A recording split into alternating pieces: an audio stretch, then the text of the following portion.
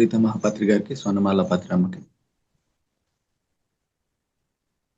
Physical guidance masters కి, అలాగే astral guidance masters కి అందరికి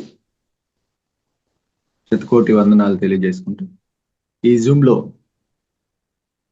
పాల్గొనే మాస్టర్స్ అందరికీ కూడా ధ్యానాభివందనాలు. వాయిస్ ఓకేనా? Okay sir, clear. ఈ యొక్క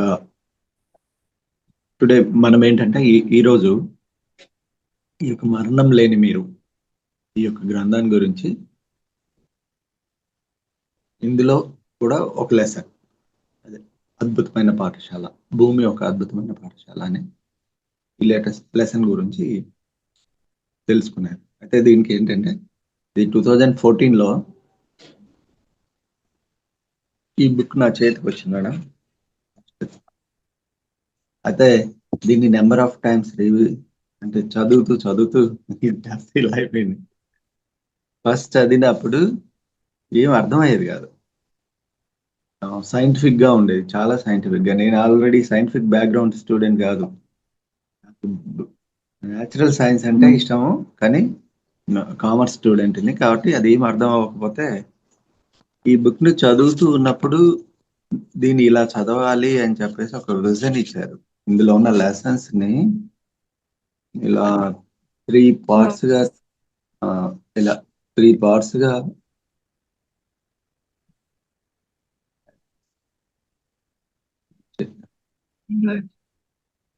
ఇవన్నీ 3 పార్ట్స్ గా చేసుకొని చదవాలి అని చెప్పి ఒక విజన్ ఇచ్చారు.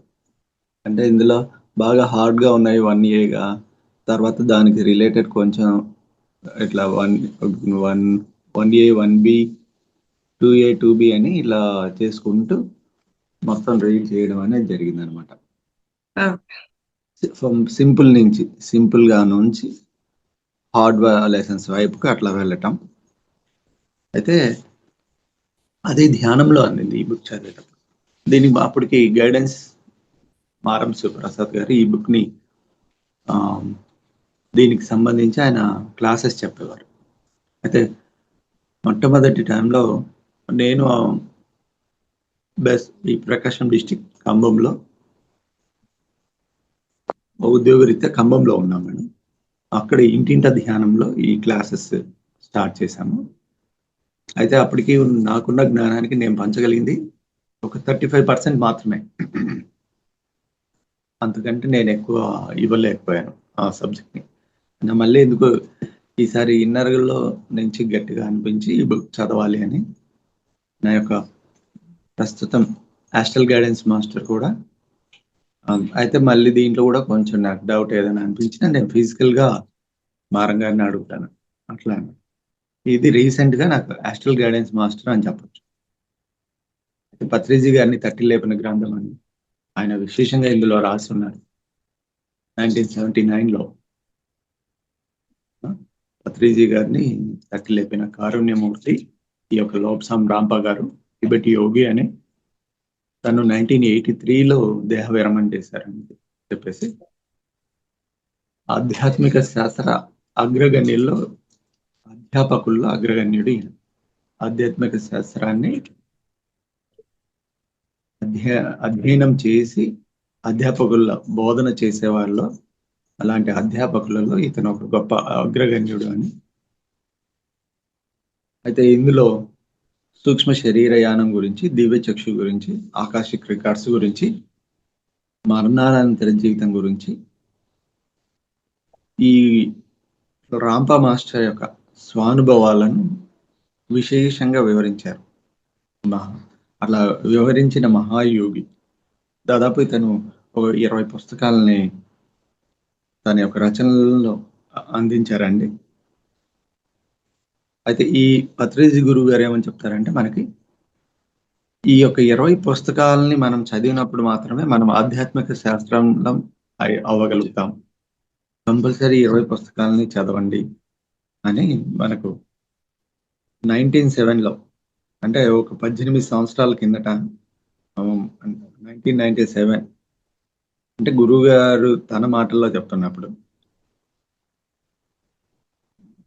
1997కి ముందు ఒక 18 సంవత్సరాల కిందట గురువు గారికి ఈ యొక్క ఫర్ ఎవర్ అనే మన్నం లేని మీరు అనే బుక్ తెలుగులోకి ట్రాన్స్లేట్ అవటం అనేది చాలా ఆనందాన్ని కలిగించిందని చెప్పారు. ఇదేంటంటే మన పిరమిడ్ స్పిరిచువల్ సొసైటీస్ వారి ఏకైక ధ్యేయం ఆంధ్రదేశాన్ని, ఇప్పుడు ఆంధ్రదేశం కదా, హోల్ స్పిరిచువల్ సైన్స్ తో నింపడం. ఇదేమవుతుందంటే ఆధ్యాత్మిక శాస్త్రాన్ని అందించే విధంగా, ఒక స్పిరిచువల్ సైన్స్ ని అందించే విధంగా ఉన్నది. ఈ నేపథ్యంలో ఈ మరణం లేని మీరు గ్రంథం ఆధ్యాత్మిక శాస్త్ర పాఠ్య గ్రంథంలా విరాజిల్లుతుంది. సైంటిఫిక్ గా తెలియజేయబడిన గ్రంథం మన పిరమిడ్ స్పిరిచువల్ సొసైటీలో స్పిరిచువల్ సైన్స్ ని అందించడమే మన పిఎస్ఎస్ఎం యొక్క ప్రధాన ధ్యేయం, ఏకైక ధ్యేయం అని చెప్పి గురువు గారు అందించారని. ఈ బుక్ వచ్చేసి ఓమార్ట్ ముఖర్జీ ప్రింటర్స్, ఓమార్ట్ ప్రింట్ ముఖర్జీ గారి ద్వారా ఇది ప్రింట్ అవటం, రమణ గారు దీనికి విశేషంగా పిజి రామ్మోహన్ గారు దీన్ని తెలుగులో అనువాదం చేయడం ఇలా జరిగింది.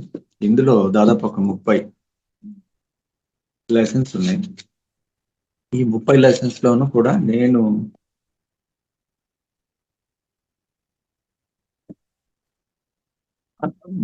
మొట్టమొదట మొదలుపెట్టిన అత్యంత సూక్ష్మమైన లెసన్ 13వది, భూమి ఒక అద్భుత పాఠశాల. ఈ అద్భుత పాఠశాలలో మనం ఏం నేర్చుకోగలం అంటే, ఫస్ట్ ఇదే ఎందుకు చదవాలి అనేది కూడా ఉంటుంది. మనకి మన చుట్టూ జరుగుతున్న సంఘటనలు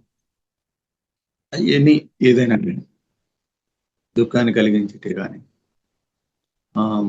అలాగే ఆనందాన్ని కలిగించేటి కానీ, ఆర్థికంగా ఇబ్బందుల్ని కలిగించేటి కానీ, ఈ సంఘటనలు అన్నింటికి మనకి ఎందుకు జరుగుతున్నాయి, అసలు మన జీవితంలోకి ఎందుకు వస్తున్నాయి, అలాగే ఇక్కడ మనం వీటన్నింటినీ ఎందుకు అనుభవిస్తున్నాం, నాకే ఎందుకు జరుగుతుందిరా బాబు అనుకున్న దానికి ఇందులో ఒక చిన్న సమాధానం ఉందన్నమాట ఈ లెసన్ లో. అందుకోసం నేను ఈ లెసన్ ని మొట్టమొదట నాకు అందులో కూడా ఇచ్చింది అదే, భూమి ఒక అద్భుతమైన పాఠశాల అనే దాంతో మొదలుపెట్టు అని నాకు అప్పుడు 2014లో చదివినప్పుడు తెలియజేశాను. అందుకే మళ్ళీ ఈ నేపథ్యంలో ఈ రోజు మీకు చెప్తున్నానంటే నేను ఏదో ఇదని కాదు, నేను ఇక్కడ ఇప్పుడు ఏం నేర్చుకుంటున్నానంటే, గత 26 yearsగా డైలీ మార్నింగ్ మెడిటేషన్ చేస్తూ, అంటే మార్నింగ్ టైంలో 3 to 6, 4 to 7, అంటే సమయాన్ని బట్టి సెలవులు ఉన్నప్పుడు 4 to 7 అట్లా మినిమం 2 hours తగ్గకుండా 3 hours మెడిటేషన్ చేస్తూ, అయితే పొద్దున్న ఎప్పుడు కామ్గా ఉండేవాడిని. ఎప్పుడు జూమ్ క్లాసెస్, ఎర్లీ మార్నింగ్ అవర్స్లో జూమ్ క్లాసెస్లో పాల్గొన్నది లేదండి. ఇట్లాంటి సిచ్యువేషన్లో ఆ కామ్ మైండ్లో కూర్చొని నేను ఇప్పుడు ఏం నేర్చుకుంటాను అంటే, నేను ఈ సంబంధించిన సబ్జెక్ట్ని కొంచెమైనా తెలియజేయగలను అనేది నేర్చుకుంటున్నాను. ఆ నేర్చుకోవడం కోసమే నేను జూమ్ క్లాస్ కూడా అందుకండి. అంటే ఇక్కడ ఇలాంటివి నేర్చుకోవడం అంటే ప్రస్తుతం ఈ సంఘటనను కూడా నేను ఇలా నేర్చుకుంటున్నా అని చెప్పడానికి. అయితే సో ముందు ఈ లెసన్స్ లోకి వెళ్దాం.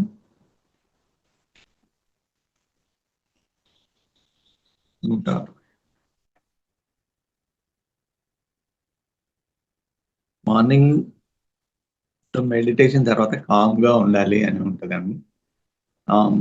మెడిటేషన్ అయితే మినిమం 2 hours మ్యూజిక్ పెట్టుకోను, లేదా 3 hours వితౌట్ మ్యూజిక్ అలా కూర్చుంటాం. ఆ తర్వాత అంత ఎక్కువ మాట్లాడాలి అనిపించేది, కామ్గా ఉండాలి అనిపించేది. ఈరోజు దీన్ని ఛేదిస్తూ కొంచెంగా మాట్లాడుతూ ముందుకెళ్దాం. మొన్న చెప్పాను, భూమి ఒక అద్భుతమైన పాఠశాల. అయితే మనకందరికీ ఉన్న సిచ్యువేషన్స్ అంటే అంతులేని బాధల్ని, కష్టాలని మనం అనుభవించి తీరాల్సిందేనా? అందరికీ ఉండకపోవచ్చు, అలాగే అందరికీ లేవు అని కూడా చెప్పలేం. బాధలు, కష్టాలు ఇవన్నీ ఈ భూమి మీద మన బతుకు ఒక అర్థం ఏమిటి? ఈ అంతులేని బాధల్ని, కష్టాల్ని మనము అనుభవించి తీరాల్సిందేనా అని ఒక్కసారైనా అనుకోని వారం ఎవరు ఉండమంట. ఈ భూమి లోకంలో అలా అనుకోని మానవుడే ఉండడు. అయితే ఈ బాధలు, కష్టాలు అనుభవించడం ఎలాంటిదంటే యుద్ధం చేయడం లాంటిదంట. యుద్ధాలతో సమానం. మన జీవితంలో స్ట్రగుల్స్ ఏవైతే పడుతున్నామో అవి మనకెలా అంటే మనల్ని మానసికంగా సంసిద్ధులను చేస్తుంది. మానసికంగా ప్లస్ ఇంకా అంతర్గతంగా వెళ్తే మన జ్ఞానపు పరిధిని, మనోపరిధిని, జ్ఞానపు పరిధిని పెంపొందించుకోవడంలో మనం ఒక గొప్ప యుద్ధమే చేస్తాం. అలాంటి ఈ ఈ ఈ ఈయనేమంటారంటే, ఈ బాధపడడాలు, కష్టాలు అనుభవించడాలు, యుద్ధాలు ఇవన్నీ ఈ భౌతిక జీవితంలో ఉండాల్సిందే. ఇలాంటి యుద్ధాలు ఇవన్నీ ఈ భౌతిక జీవితంలో ఉండాల్సిందే అంటాడు. అయితే మనకి ఒకవైపు ఎన్ని సంఘటనలు, సమస్యలు, బాధలు, కష్టాలున్నా మనం ఈ లైఫ్ పట్ల చాలా చులకనగా ఉంటాం. అయితే ఇక్కడ ఇంత చులకనగా ఉన్న ఈ లైఫ్ పట్ల మనకి ఈ సంఘటనలు ఎప్పటికప్పుడు ఎలా గుర్తు చేస్తుంటాయంటే మన బాధ్యతల్ని, మన యొక్క ఆహ్, జీవిత ప్రణాళికలో అంటే ఆత్మ యొక్క ప్రణాళికలో ఎదుగుదలని ఆ బాధ్యతను ఎప్పుడు గుర్తు చేస్తూ ఉంటాయి. అందులో మనం ఎలా ఎదుర్కోగలం? ఆ ఆత్మ ప్రణాళికలో ఈ ఎదురైన ఈ బాధలు, కష్టాలతో కూడిన సంఘటనల్లో మనం మానసికంగాను, జ్ఞానపరంగాను ఏ విధంగా యుద్ధం ఎదుర్కోగలము, సంసిద్ధులం అవ్వగలము అనే దాంట్లో యుద్ధం చేస్తూ ఉంటాం. ఈ ఈ భూమి మీద ఏది ముఖ్యం కాదు నిజానికి. మనకున్న వాస్తవానికి మనకు చులకన ఉంది. ఈ జీవితం అంటేనే ఆహ్, మ ఒక ఒక ఒకానొక చులకనగా వ్యవహరించడం అనేది మనకు తెలియకుండానే జరిగిపోతుంది. ఈ భూమి మీద ఏది అంత ముఖ్యం కాదు. నిజానికి భూమి మీద మనం అందరం ఓ వేదిక మీద నటిస్తున్న పాత్రధారులం. మనం ఆల్రెడీ దీన్ని భూమి యొక్క ఈ భూమి ఒక అద్భుతమైన ఒక స్టేజ్ మీద నాటకం ఆడడానికి వచ్చామంటూ మనం మాస్టర్ గారి పేరు గుర్తురాదు. ఆయన ద్వారా నేర్చుకున్నాం. English poet madam. ఆ మాస్టర్ చెప్తారు. The the earth is a stage. ఆ స్టేజ్ మీద నటించడానికి వచ్చిన వాళ్ళమంటూ. సమయోచితంగా అయితే ఇక్కడ ఈయన ఏం చెప్తున్నా అంటే, ఈ భూమి మీద ఏది ముఖ్యం కాదు. నిజానికి భూమి మీద మనం అందరం ఓ వేదిక మీద నటిస్తున్న పాత్రధారులం. ఆ పాత్రకు తగిన విధంగా సమయోచితంగా దుస్తులు ధరిస్తూ ఓ అంకం ప్రారంభం అవుతున్నప్పుడు, ఆ పరిస్థితులకు తగిన దుస్తులను ధరించి మనం సిద్ధమవుతూ ఉంటాం. అంటే ఈ పాత్రలో నటించేటప్పుడు, ఆ పాత్రకు తగిన విధంగా దుస్తులను ధరించేసి అంటే ఆ పాత్ర ప్రారంభానికి ముందే మనం అన్ని దుస్తులనేది దానికి ఆ పాత్రకు తగిన విధంగా దుస్తులను ధరించేసి, ఆ పరిస్థితులకు తగిన దుస్తులు గూడా ఎలా అంటే, ఆ పరిస్థితులకు తగిన దుస్తుల్ని ధరించి, మనం ఇలా సంసిద్ధమవ్వడం అనేది ఉంటుంది. సంసిద్ధమవుతూ ఉంటాము అని ఈయన చాలా సింపుల్‌గా ఎలా చెప్పాడంటే, ఈ భూమి మీదకి రావడానికి కావాల్సిన విషయాన్ని చెప్పారు. అంటే ఒక పేదవాడిగా ఒక ధనికుడిగా జీవించాలి అంటే, ఆ ధనికుడిగా జీవించడానికి తన ఎలాంటి శరీరాన్ని ఏ తల్లి గర్భంలో లేదా ఎలాంటి పాత్రను ఆహ్, సం తగిన పాత్రని ఎన్నుకోవటం, ఆ పాత్రకు తగిన విధంగా తన తీరును జనరల్‌గా చూస్తే తన తీరును నిర్ణయించుకోవటం, ఆ వ్యవహారం ఉండటం అనే దాన్ని గురించి చెప్తున్నారు. దీన్ని ఇంకా ముందుకు వెళ్తూ మనం ఆ పాత్రకు తగిన తీరును మనం ఎలా ఈ భూమి మీదకొచ్చేటప్పుడు మాతృ గర్భంలోకి వచ్చే ముందు ఎలా నిర్ణయించుకుంటాం అనేది నెక్స్ట్ స్టెప్‌లో చెప్తారు. అయితే ఇక్కడ యుద్ధాలు జరగవలసిందేనా? మనం ఇందాక చెప్పుకున్నామండి. బాధలు పడడాలు, కష్టాలు అనుభవించడాలు లాంటి యుద్ధాలు ఇవన్నీ ఉండాల్సిందేనా అంటే యెస్ ఉండాల్సిందే. అవి లేకపోతే మనిషి స్తబ్దుగా ఉండిపోతాడు. ఏమి చెయ్యని వాడుగా ఉండిపోతాడు. ఆ యుద్ధాలేంటంటే ఏవైతే సమస్యల్లాగా ఎదురుపడుతున్నాయో తన జీవితంలో అలాంటివి ఉన్నప్పుడు ఏవైతే తన జీవితంలో అనుభవిస్తూ ఉన్నారో అలాంటి సంఘటనలు కానీ ఇబ్బందులు కానీ లేకపోతే మనిషి స్తబ్దుగా ఉండిపోతాడు. అందుకని ఏమంటున్నాడంటే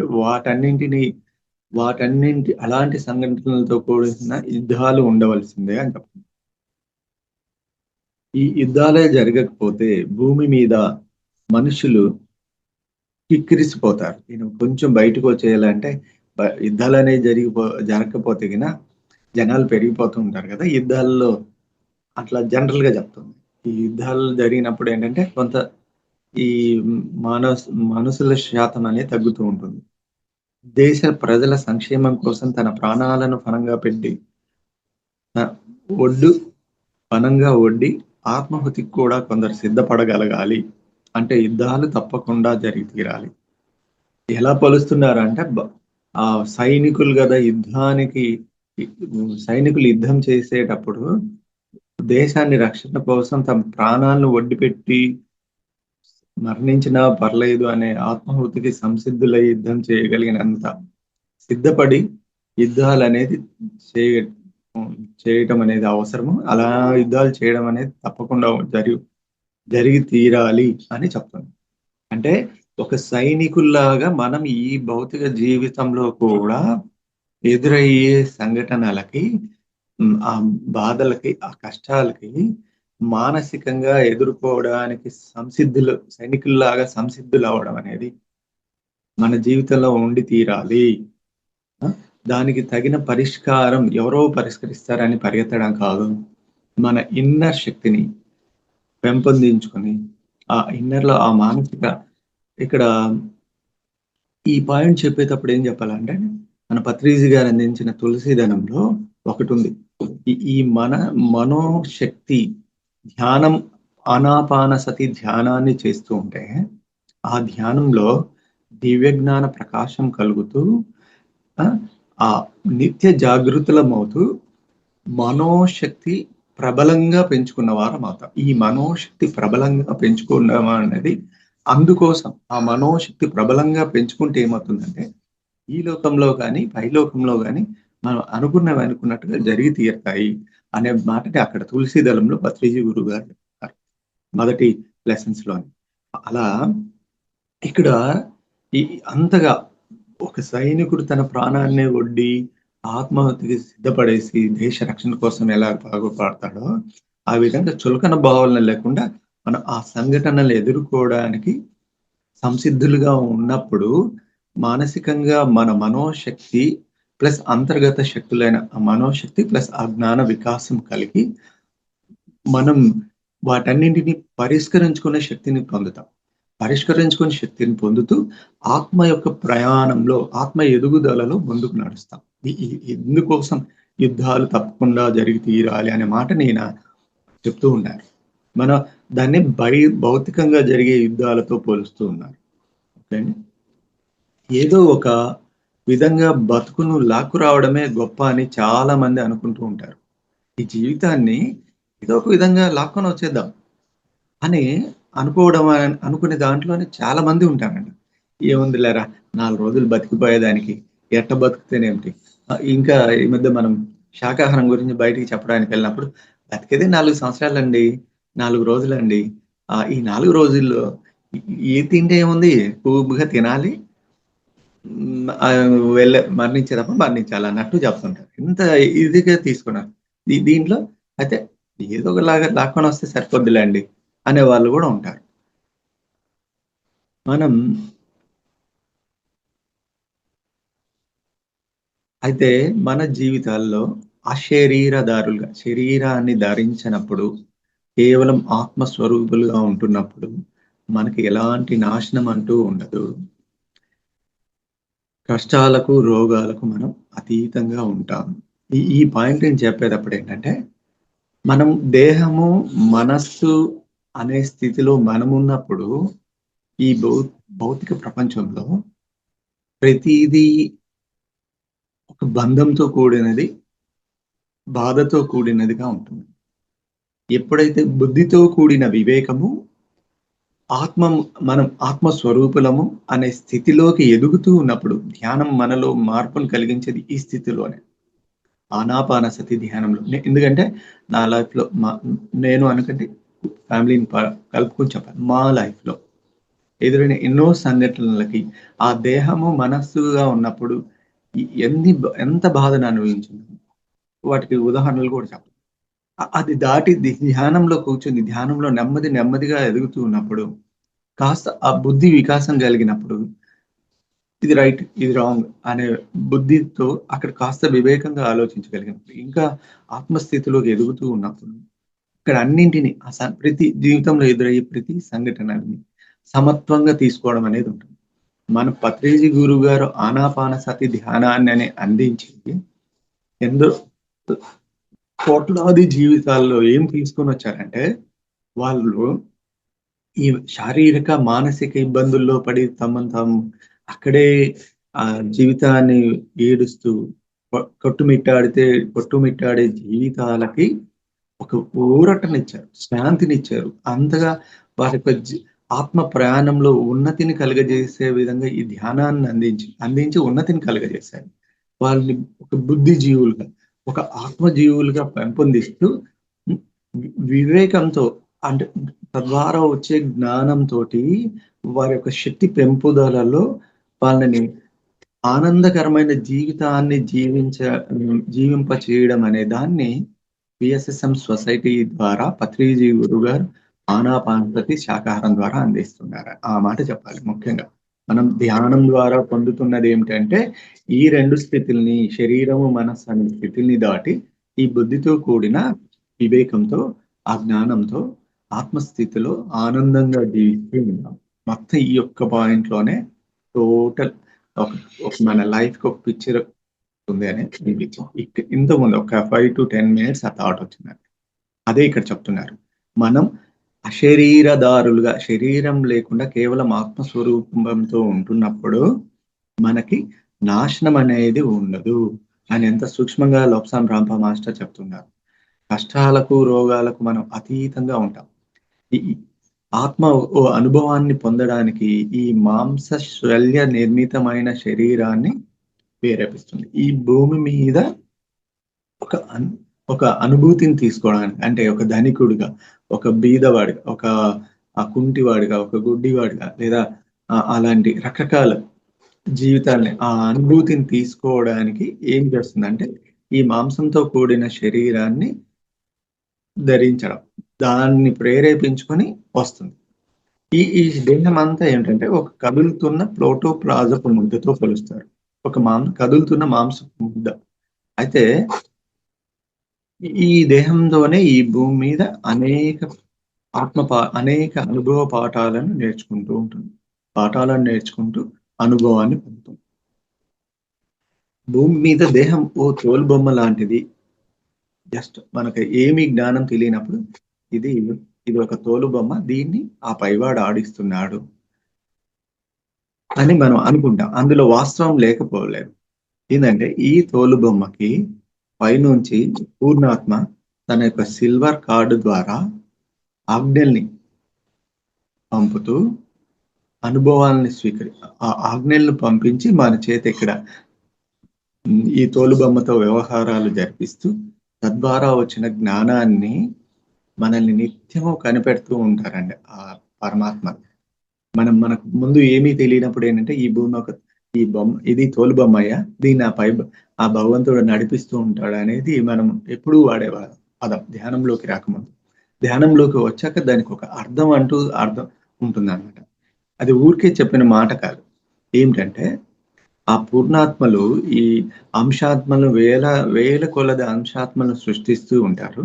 సృష్టించి వారిని భౌతిక తల్లిదండ్రులుగా ఆ చిన్న బిడ్డను తను నడిచి తను స్వయంగా ఎదిగి తన పనులు తాను చేసుకునేంత వరకు ఎట్లాగైతే కంటికి కనిపెడతారో, సేమ్ ఇక్కడ ఈ మన జీవితాల్లో కూడా పూర్ణాత్మ మనల్ని ఒక సిల్వర్ కార్డ్, మన నుంచి సిల్వర్ కార్డ్ ద్వారా ఎప్పుడు కనిపెడుతూ అవసరమైన మన ఆత్మ యొక్క ఎదుగుదలలో కావలసిన సంకేతాలను మనకు అందిస్తూ ఆజ్ఞల్ని పంపుతూ వాటిని ఈ భూమి మీద వ్యవహరించే తీరుగా చేస్తూ ఆ అనుభవాలను మనకు నేర్పిస్తూ ఆయన కూడా స్వీకరించడం అనేది జరుగుతుంది. ఆ విధంగా ఈ అనుభవాలు మనకు ఆత్మ ఎదుగుదలలో మనకు అనుభవాలను ఇవ్వడం కోసం కూడా మనతో పాటు వారు కూడా వర్క్ చేస్తూ ఉంటారు. అంటే ఇది చూసి ఇది చదివినప్పుడు నాకనిపించిందేంటంటే, యెస్, ఈ భూమి మీద ఈ యొక్క బాడీ ఇక్కడ పని చేయటానికి ఈ మనకు తెలియకుండా ఎంత వర్క్ జరుగుతుంది, ఎంతమంది మాస్టర్స్ దీనికోసం ఉన్నారు అనేది అర్థమైంది. దీన్ని పత్రిజీ గురుగారు ఆరోగ్యం స్వీయ వరం అనే దాంట్లో ఈ భూ ఈ మనం జన్మ తీసుకోవడానికి అక్కడ యాస్ట్రల్‌గా ఎంత వర్క్ జరుగుతుందనే దాన్ని విశేషంగా వివరించారు. తప్పకుండా ఆ బుక్ చదవాలి. 'ఆరోగ్యమే స్వీయ వరం' అని. దాంట్లో చాలా బాగా రాశారండి. అది గుర్తుకొచ్చేసింది ఈ పాయింట్‌ని చదివేటప్పుడు. ఇంకా ఏంటి అంటే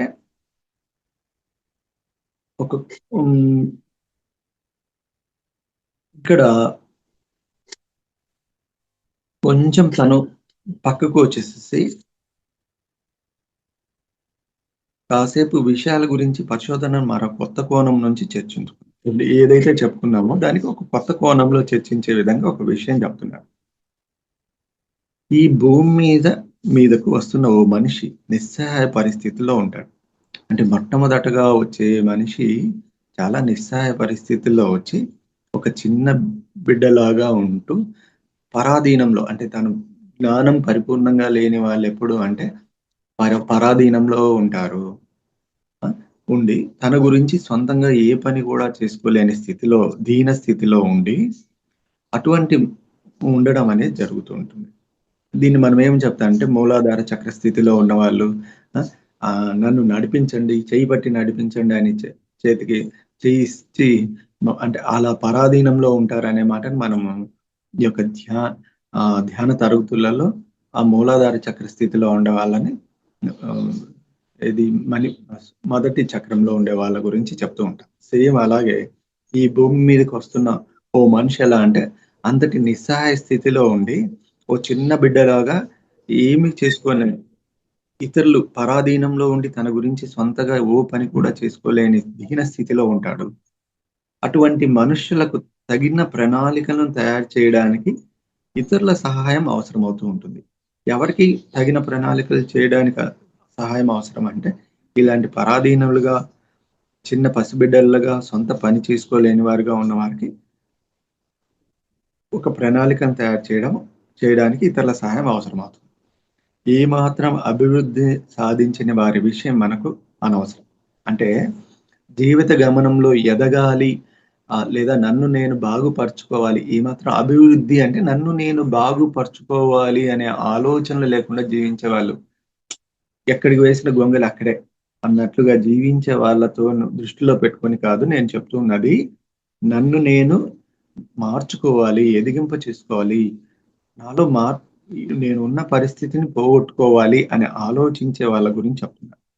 ప్రస్తుతం మనం ఈ పాఠం వింటూ ఉన్నాము అంటే, లేదా దీని గురించి అధ్యయనం చేస్తున్నామంటే, మన అంతట మనము శ్రేయస్సుకు మీ అంతట మీ శ్రేయస్సుకు తగిన విషయాలను తెలుసుకోగలిగిన అభివృద్ధిని నిశ్చయంగా సాధించినట్లే. అనేవంటే డైరెక్ట్‌గా మనకు ఇచ్చేస్తున్నారు. మనం మనల్ని మార్చుకోవాలి అని ధ్యానం చేస్తున్నామంటే, మన యొక్క శ్రేయస్సుకు తగిన వాటిని ఆ! ఆ శ్రేయస్సుకు కావాల్సిన విషయాలను తెలుసుకోగలిగిన అభివృద్ధిని మనం ఎప్పుడో నిశ్చయంగా సాధించేసున్నామంట. అలా ఈ పాఠంలో గూడా మీరు వింటున్నారు లేదా అధ్యయనం చేస్తున్నారంటే, మీ అంతట మీ శ్రేయస్సుకు తగిన విషయాలను తెలుసుకోగలిగిన అభివృద్ధిని నిశ్చయంగా సాధించినట్లే. డైరెక్ట్ పాయింట్‌లోకెళ్ళిపోయారు. మిమ్మల్ని మీరు మార్చుకోవడానికి కావాల్సిన హ్మ్. అభివృద్ధి నిశ్చయంగా మీలో, దానికి సంబంధించిన జ్ఞానం నిశ్చయంగా మీలో ఉంది అని డైరెక్ట్‌గా చెప్తున్నారండి. ఓ మనిషి ఈ భూమి మీదకు రాబోయే ముందు దృశ్యం ఎలా ఉంటుందో మనం గమనిద్దాం. ఇక్కడికి ఈ భూమి మీదకి రావడానికి ముందు దృశ్యం ఎలా ఉంటుందో ఇక్కడ మనం గమనిద్దాం అని చెప్తుంది. ఓ మనిషి గాని, ఓ వ్యక్తి గాని భూమి మీద తన దేహాన్ని వదిలిపెట్టి సూక్ష్మ లోకంలోని పూర్ణాత్మ వద్దకు, అంటే తను మరణించడానికి ముందు తనకు ఎలాంటి ఆహ్, ఆలోచన తీరుందో ఆయా లోకాలకు దేహాన్ని వదిలిపెట్టిన తర్వాత వెళ్ళడం అనేది జరుగుతుంది. కానీ ఇక్కడ సూక్ష్మ లోకంలోని తన పూర్ణాత్మలోకి చేరడం అనేది చేరుకున్నాడు అని చెప్తున్నాడు. తాను చేసిన అక్కడికి పూర్ణాత్మ దగ్గరికి చేరుకున్నాక అంటే దేహాన్ని వదిలిపెట్టిన తర్వాత అక్కడ ఎప్పుడైతే మనం దేహాన్ని వదిలిపెడతామో అక్కడ ఇద్దరు వ్యక్తులు వచ్చేసి ఇక్కడ అయిపోయిందండి రండి అని చెప్తారంట. దీన్ని ఈ మధ్యనే తిరుపతి మాస్టరు తను మరణం అంచుల వరకు వెళ్ళొచ్చిన సంఘటన గురించి చెప్పున్నారండి. పేరు గుర్తు రావటంలా కానీ తిరుపతిలో గ్రేట్ సీనియర్ మాస్టర్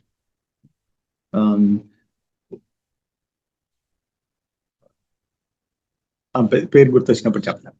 ఆయన చెప్పారు తను బాగా హాస్పిటల్లో నియర్ డెత్ ఎక్స్పీరియన్స్ లోకి వెళ్ళినప్పుడు దేహంలో నుంచి సూక్ష్మ శరీరం వచ్చేసింతోనే వచ్చేసాయి అన్నట్టు ఇద్దరు వచ్చి ఇక వచ్చేసాయి దా నువ్వు అని ఒక సేవకుడిని పిలిచినట్టు పిలిచారంట. అలా చెప్పారు ఆయన. అది వినాలి మీరందరూ. తర్వాత వీలైతే లింక్ మేడం గారి ద్వారా పంపిస్తాను. అది ఒక వ్యక్తి భూమి మీద తను చాలించి సూక్ష్మ లోకంలోని తన పూర్ణాత్మలోకి చేరుకుంటాడు. తాను చేసిన అక్కడికి వెళ్ళాక అక్కడ తను ఈ భూమి మీద చేసినవన్నీ ఏమేమైతే చేశాడో ఏమేమి చేయలేదో వీటన్నింటిని ఒక సినిమా లాగా చూసుకొని అంటే దాన్ని మొత్తము తన దృష్టితో పరిశీలించుకొని తాను సాధించాల్సిన ఏంటి, సాధించిన ఏంటి, అసలు సాధించలేనిది ఏంటి అనేది నిర్ణయించుకోవడం జరుగుతుంది ఆ పైలోకాల్లో. అలా నిర్ణయించుకున్న తర్వాత తను చాలా పనులు చేయాలి అనుకుని భూమి మీదకి వచ్చిన పనులు చేయకపోవడానికి చింతించడం కూడా జరుగుతుందంట.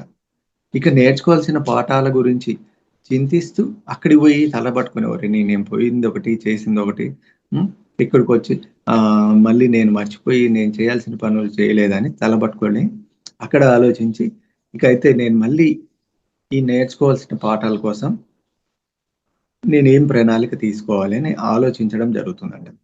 తన సొంత నిర్ణయంతో కానీ ఈ ప్రణాళిక అక్కడ ఎలా ఉంటుందంటే మనం మొన్న కూడా క్లాస్లో చెప్పుకున్నాం. ఈ భూమి మీద మానవుడు అత్యంత స్వేచ్ఛాజీవి. అంతే విధంగా అక్కడ కూడా స్వేచ్ఛాజీవి. అక్కడ తన జ్ఞానం బాగా ఉన్నవాడైతే నీకు నీ యొక్క జ్ఞానంతో అంటే మన యొక్క జ్ఞానంతో మనము ఈ భూమి మీదకి రావడాన్ని విశేషంగా ప్రణాళిక చేసుకోవచ్చు. మనకు జ్ఞానం లేకపోతే అక్కడ మనకు సహాయం చేసే మాస్టర్స్ ఉంటారు. వారి ద్వారా మనము ఈ యొక్క ప్రణాళికని భూమి మీదకి తిరిగి వెళ్ళి వచ్చి మనం ఎలాంటి పాఠాలు నేర్చుకోవాలి, అలాంటి వాటికి సంబంధించిన పరిస్థితులన్నింటినీ ఎలాంటి నిర్ణయించుకోవడానికి సహాయపడడానికి ఆ మాస్టర్స్ ఉంటారండి. ఈ భూమి మీద ఎలాంటి పరిస్థితుల్లో ఈ భూమి మీద నివసించాల్సి ఉంటుందో అలాంటి పరిస్థితులన్నింటినీ కల్పించుకోగల ఆ పరిస్థితుల్ని కల్పించగల తల్లిదండ్రులని నిర్ణయించుకోవడం దగ్గర నుంచి అలాగే మనం ఇక్కడ డబ్బు విషయంలో కానీ బంధువుల విషయంలో కానీ చుట్టుపక్కల నైబర్స్ మన అన్నదమ్ముల విషయంలో కానీ ఫ్యామిలీ విషయంలో కానీ ప్రతి ఒక్క దాన్ని మనం అక్కడ ముందుగానే ప్రణాళిక చేసుకోబడి మన స్వయం నిర్ణయం తోటి కానీ జ్ఞానం ఉంటే జ్ఞానం లేనప్పుడు ఆ మాస్టర్స్ ఆ పూర్ణాత్మ దగ్గర గైడ్ చేసే మాస్టర్స్ యొక్క సహకారంతో కానీ ఈ భూమి మీదకి రావడానికి కావాల్సిన ప్రణాళికని కుటుంబ పరిస్థితుల్ని, ఆర్థిక పరిస్థితుల్ని, భౌగోళిక పరిస్థితుల్ని మొత్తము నిర్ణయించుకొని రావడం అనేది జరుగుతుంది అని చక్కగా చాలా సూక్ష్మంగా చెప్పారు. అయితే మనం బాగా దరిద్రంతో కూడిన జీవనాన్ని జీవించాలంటే అలాంటి పేద కుటుంబంతో కూడిన తల్లిదండ్రులను ఎన్నుకొని ఆ పరిస్థితులను ఎన్నుకొని వస్తాం. ఒక బాగా ధనంతో కూడిన కుటుంబంలో వచ్చి మనల్ని అలాంటి పరిస్థితులు ఎదుర్కోవాలి అనుకున్నప్పుడు ధనంతో కూడిన తల్లిదండ్రుల్ని, ఆ పరిస్థితుల్ని, ఆ భౌగోళిక పరిస్థితుల్ని, ఆ చుట్టూ వాతావరణాన్ని ఎన్నుకొని రావడం అనేది జరుగుతుంది. ఇలా మళ్ళీ లేదా కొన్ని ప్రత్యేకమైన వైకల్యంతో పుట్టడం కానీ, గుడ్డిగా పుట్టడం లాంటివి కానీ, ఇలాంటి ఏదైనా జన్మించాల్సి వచ్చినప్పుడు నిర్ణయాలన్నీ అక్కడే పైనే జరుగుతాయి. ఈ విషయాన్ని ఇక్కడ స్పష్టంగా చెప్తున్నారు. ఇది ఎలా ఉంటుందంటే, ఈ భూమి మీదక మన భూమి మీద మనము చిన్న స్కూల్స్ విషయంలో చెప్పొచ్చండి. పాఠశాలలో మన పిల్లల్ని గాని, మనం గూడా ఆల్రెడీ పాఠశాలలో చదివున్నాం. 1-5థ్ క్లాసు, 6-10థ్ క్లాసు, ఇంటర్మీడియేట్, డిగ్రీ ఇలాంటి పాఠాల్లో ఏంటంటే, మనకి ఒకటో తరగతి నుంచి లేదా రెండో తరగతి లేదా 2-3 అలా గ్రేడ్ దాటాలి అంటే, మనం ఒకటో తరగతిని ఒక 10 నెలల పాటు చదివి, ఆ 10 నెలల్లో 4 యూనిట్ టెస్ట్‌లు, 3 ఆహ్, అర్ధ సంవత్సరము, 6 నెలలు అదే 3 నెలలు, 6 నెలలు సంవత్సర పరీక్షలు అంటూ దాదాపు 7, 8 పరీక్షలు రాసి, అందులో పాస్ అయితేనే నెక్స్ట్ స్టెప్‌లోకి ఫస్ట్ తరగతి నుంచి రెండో స్టెప్‌కెళ్తాం. ఇది భౌతికంగా మన స్కూల్‌లో జరుగుతుంది. అయితే ఇక్కడ స్కూల్ సేమ్ అలాగే ఉంటుంది. మనం ఈ భూమి మీదకొచ్చినప్పుడు, మనం నేర్చుకోవాల్సిన పాఠాలలో మనం నేర్చుకోలేకుండా ఆటిని అసలు మన ఆత్మ ఎదుగుదలలో వాటిని యొక్క నిర్ణయం, వాటి యొక్క ఆలోచనలో మనం ఏమాత్రం లేకుండా ఉంటే ఈ భూమిని దాటి పై లోకాలకెళ్ళినప్పుడు మనకక్కడ చక్కగా చెప్పి, "నువ్వు భూమి మీదకి పలాని పాఠాలు నేర్చుకోవడానికి వెళ్ళావు. ఆ పాఠాల్లో నువ్వు ఏమీ సాధించింది లేదు. ఆ! మనం ఇక్కడ చేయకపోతే. తిరిగి వెళ్లి మళ్ళీ నువ్వు అదే పాఠాన్ని నేర్చుకో" అని రిటర్న్ పంపించినప్పుడు అంటే ఏ విధంగా అయితే ఒకటో తరగతి అన్ని పరీక్షల్లో పాస్ అవ్వకపోతే తిరిగి మళ్ళీ ఒకటో తరగతిలో కూర్చోబెట్టడం. ఇప్పటి నాటి కాలంది కాదండి. మన చిన్నప్పుడు ఇవే ఉన్నాయి. బాగా స్ట్రిక్ట్‌గా పాస్ అవుతేనే ముందుకి. సెవెంత్‌లో పబ్లిక్స్, ఐదో తరగతిలో పబ్లిక్, సెవెంత్ పబ్లిక్, 10థ్ పబ్లిక్ అలా గట్టిగా ఉండేటివి. కొన్ని ప్రైవేట్ స్కూల్‌లో పాస్ అవుతేనే హైయర్ స్టాండర్డ్‌కి పంపించేవాళ్ళు. సేమ్ ఈ భూమి మీద కూడా మనం ఇలా భూమి మీదకొచ్చినప్పుడు మన ఆత్మ యొక్క ఎదుగుదలలో చేయాల్సిన పనులన్నీ పర్ఫెక్ట్‌గా చేస్తూ ముందుకు వెళ్తే అలాంటి వాళ్ళకి దేహాన్ని వదిలిపెట్టేసి వెళ్ళాక అక్కడ ప్రమోషన్ ఉంటుంది. అంటే నెక్స్ట్ నేర్చుకోవాల్సిన పాఠాల వైపు అలా రెండో తరగతిలోకి కూడిన అలాంటి ఫ్యామిలీని, అలాంటి కుటుంబాన్ని ఎన్నుకొని రావడం అనేది ఉంటుంది. ఇది స్పష్టంగా చెప్తున్నారు.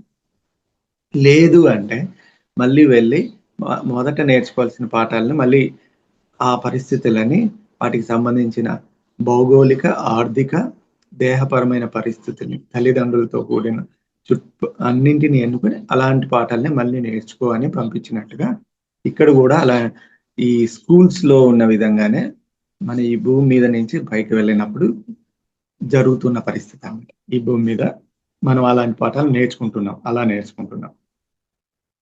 సేమ్ ఆ పరీక్షలతో ఏవైతే మనం చేయాల్సిన పనులు, నేర్చుకోవాల్సిన పాఠాలు నేర్చుకోకపోతే, సేమ్ అదే తరగతిలో ఇంకో సంవత్సరం గూడా చదవాల్సిందే అని కింద పాఠశాలల్లో చెప్తారో, ఆ! సేమ్ మనం ఆ పైలోకాలకు వెళ్ళాక, "వెళ్ళు నాయన నువ్వు చేయాల్సిన పనులు చేయలేదు" అని అక్కడ గూడా నిర్ణయించడం అనేది జరుగుతుందంట. అంటే మనకు మనంగా నిర్ణయం తీసుకోవడము, ఇతరుల చేత సహాయం తీసుకొని అలాంటి పాఠాలకు నేర్చుకునే వాటిని ఎన్నుకోవడము జరుగుతుంది. కంపల్సరీ ఈ పాఠాలు మళ్ళీ ప్రారంభమయ్యాక అంటే పిల్లవాడు పాస్ అవ్వకపోతే మళ్ళీ ఏ విధంగా వచ్చి మొదటి తరగతిలోనే కూర్చుంటాడో, ఇదే విధంగా మనం ఈ భూమి మీద నేర్చుకోవాల్సిన పాఠాలు నేర్చుకోలేకపోతే తిరిగి వచ్చి అదే జన్మల్లో, అదే కర్మల్లో, అదే వాటిలో కొట్టుమిట్టాడుతూ ఉండడం అనేది జరుగుతుంది. సక్రమంగా చదువుకొని అభివృద్ధి సాధిస్తూ ముందుకు పోతున్న విద్యార్థులకు పాఠశాలల్లో విద్యాభ్యాసం పూర్తయ్యే రోజు వస్తుంది. తర్వాత వాళ్ళ భవిష్యత్తు గురించి వాళ్ళు ఆలోచించాల్సిన అవసరం కలుగుతుంది. చూడండి. సేమ్ అంతే. ఏదో ఒక వృత్తిని వాళ్ళు చేపట్టాలని నిర్ణయించుకోవాల్సి ఉంటుంది. అంటే అంత ఎడ్యుకేషన్ అయిపోయాక వాళ్ళ భవిష్యత్ దృష్ట్యా ఇక్కడ మనం ఏదో ఒక వృత్తిని, జాబ్‌ని ఎన్నుకొని ఆ జాబ్‌ను నిర్ చేపట్టుకో అంటే జాబ్‌లో జాయిన్ అవ్వడం కోసం నిర్ణయించుకోవాల్సి ఉంటుంది. వాళ్ళు డాక్టర్‌లు కావాలనా? లాయర్‌లు కావాలనా? బస్ డ్రైవర్‌లు కావాలనా? అందుకు సంబంధించిన విషయాల్ని మళ్ళీ అంటే ఆ ఉద్యోగం చేరడం వరకు ఒక ఎత్తైతే, ఉద్యోగం చేరిన తర్వాత వాళ్ళు డాక్టర్‌లా? లేదా వాళ్ళు లాయర్‌లా? లేదా వాళ్ళు డ్రైవర్‌లా? అనే దానికి ముందు ఉద్యోగానికి చేరకముందు స్కూల్స్‌లో నేర్చుకుంటాం. నేర్చుకున్న తర్వాత మళ్ళీ ఏ విధంగా అయితే ఆ ఉద్యోగాల్లో చేరతామో, ఉద్యోగాలు చేరినాక ప్రాక్టికల్‌గా గూడా నేర్చుకోవడం అనే 2 ఉంటాయి. సేమ్ మన లైఫ్‌లో గూడా ఇదే ఉంటుంది. మన ఆత్మ ఎదుగుదల కోసం నిర్ణయించుకున్న పాఠాలని హ్మ్. ఆ పాఠాలకు సంబంధించి మన జీవితంలో ఎదురయ్యే సంఘటనలకు కావాల్సిన విషయాన్ని నేర్చుకొని జ్ఞానం పొందుతూ, అనుభవాన్ని పొందుతూ ముందుకెళ్ళడం అనేది ఈ మన లైఫ్‌లో ఉన్నట్టు అలాగే చదువుల్లో, ఉద్యోగాల్లో ఉన్నట్టు ఇక్కడ గూడా అంటే ఆత్మ యొక్క ప్రయాణం, ఆత్మ యొక్క ఉన్నతిలో అవే ఉంటాయని చెప్తున్నారు. హ్మ్. ఏ విధంగా అయితే డాక్టర్లు, లాయర్లు, బస్ డ్రైవర్లు కావాలన్నా అందుకు సంబంధించిన విషయాల్ని మన్నీ నేర్చుకోవాల్సి ఉంటుంది. మళ్ళీ కొత్త పాఠాలు అవి నేర్చుకున్న తర్వాత ఏంటంటే కొత్త పాఠాలు ఎప్పటికప్పుడు కొత్త పాఠాలు మళ్ళీ ప్రారంభమవుతాయి. ఆ కొత్త పాఠాలను గూడా అలా నేర్చుకోవడం అనేది జరుగుతూ ఉంటుంది. అయితే ఒక డ్రైవర్ కావాలి అనుకున్నవాడు డాక్టర్ కావాలి అనుకున్న వాడి యొక్క లెసన్స్‌ను నేర్చుకోవడం అనేది ఉండదు. ఒక డాక్టర్ కావాలి అన్నవాడు డ్రైవర్ కావడం అనేది ఉండదు. కానీ ఇక్కడేంటంటే సొంత ప్రణాళిక కోసం ఇప్పుడు ఆహ్, డ్రైవర్ అయితే డాక్టర్ పని జేసుకోలేడు. కొన్ని విషయాలు మాత్రం తెలుసుకోగలుగుతాడు. కానీ డాక్టరు తన సొంత కారు నడుపుకోవడానికి కావాల్సిన జ్ఞానం డ్రైవర్‌లాగా ఇలాంటివి నేర్చుకోవడం మాత్రమే ఉంటుంది. ఆహ్ ఏ విషయాలలో తమ ప్రావీణ్యాన్ని సంపాదించుకోవాలనుకుంటున్నారో, అందుకు తాము ఏం చేయాలో తమ గురువులతో సంప్రదించి కర్తవ్యాన్ని నిర్ణయించుకుంటారు. ఇప్పుడు డ్రైవర్ కావాలన్నా, డాక్టర్ కావాలన్నా మనం ఏ ఏ విషయాల్ని అక్కడ పాఠాల్ని నేర్చుకుంటే ఆ డాక్టర్‌గా ఎదగగలం, ఆ డ్రైవర్‌గా ఎదగగలం అనే దాన్ని మొత్తం ఓహ్, గురువులతో సంప్రదించి ఇక్కడ గురువుల వద్ద నేర్చుకున్నట్టుగానే అక్కడ గురువుల ద్వారా నిర్ణయించుకోవడం అనేది జరుగుతుందంటారు మన కర్తవ్యాన్ని. పరలోకంలో కూడా ఇలాంటి సేమ్ ఈ భూమి మీద ఉన్నట్లుగానే పరలోకంలో కూడా ఇలాంటి పరిస్థితులే ఉంటాయి. ఆ! చూడండి కొన్ని నెలలు హ్మ్. ఓ మనిషి భూమి మీద జన్మించడానికి ముందుగా, కొన్ని నెలలు ముందుగానే ఆ లోకంలో ఏదో ఒక చోట ఒక సభ ఏర్పాటవుతుంది. దేహాన్ని ధరించాలి అనుకుంటున్న జీవులు అక్కడి అందరి సలహాలను స్వీకరిస్తారు. స్వీకరించి ఏ పాఠాలను ఎలా నేర్చుకోవాలో నిర్ణయించుకుంటారు. ఈ భూమి మీద ఉపాధ్యాయులకు తమ విద్యార్థులకు తగిన సలహాలు ఏ విధంగా ఇస్తుంటారో, ఆ పైలోకాల్లో కూడా అలాంటి హితువే చెప్పబడుతుంది. ఆ పైలోక మాస్టర్స్ ద్వారా. మనం ఎన్నుకో నేర్చుకోవాలనే పాఠాలకు తగిన సలహాల్ని, సూచనలను ఇవ్వడం జరుగుతూ ఉంటుంది. ఈ భూమి మీద జీవుడు ఏ భార్యాభర్తలకు కొడుకుగానో, కుమార్తెగానో జన్మించాలనో, కాకపోతే ఆ జీవి జన్మకు తగిలినట్లు ఎవరికో అక్రమ సంతానంగా పెళ్లి కాని స్త్రీకే జన్మించాల్సి ఉందో, అలాంటివి కూడా మనం ఈ భూమి మీద రకరకాల పరిస్థితులను చూస్తూ ఉన్నాం. వాటిని చూసి చాలామంది పాపభీతి పడుతూ ఉంటాం. కానీ అవన్నీ మన ప్రతి ఒక్కరి వారి ఇచ్ఛ, సొంత ప్రణాళికతో వచ్చినవే. ఎలాంటి పరిస్థితులైనా ఈ మనం న్యూస్ పేపర్‌లో చూస్తుంటాం.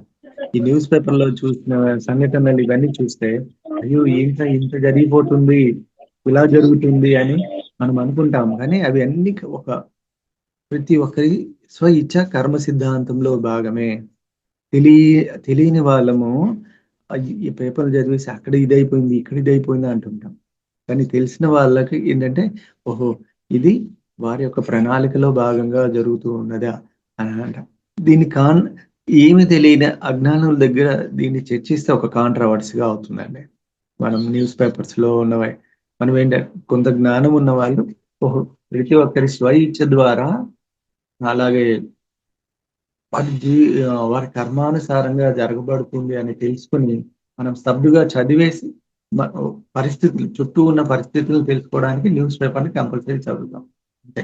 కానీ దాన్ని ఇలా ఎవరన్నా చర్చ పెట్టినప్పుడు దానికి ఎక్కువ చర్చగా జ్ఞానం గురించి తెలియని వారి దగ్గర చర్చ తీసుకుంటే మనం ఏంటంటే, చెప్తే వింటాడు అనుకునే వాడి దగ్గర జ్ఞానాన్ని గురించి బోధ చేసినా లేదు గానీ, వాడికి ఏమీ తెలియని వాడి దగ్గర ఆహ్, అసలు ఎన్నుకోడు అనే వాడి దగ్గర జ్ఞానాన్ని బోధ చేయడం తగిన పరిస్థితి కాదు. ఇప్పుడున్న పరిస్థితుల్లో. అందుకనే సత్సంగాలలో ఏం జరుగుతుందంటే ఒకరి యొక్క జ్ఞానాన్ని ఒకరు షేరింగ్ చేసుకోవడం ఉంటది. అభిప్రాయాలను పంచుకోవడం ఉంటది. ఏదో నేను ఈ పలాని పుస్తకం చదివాను.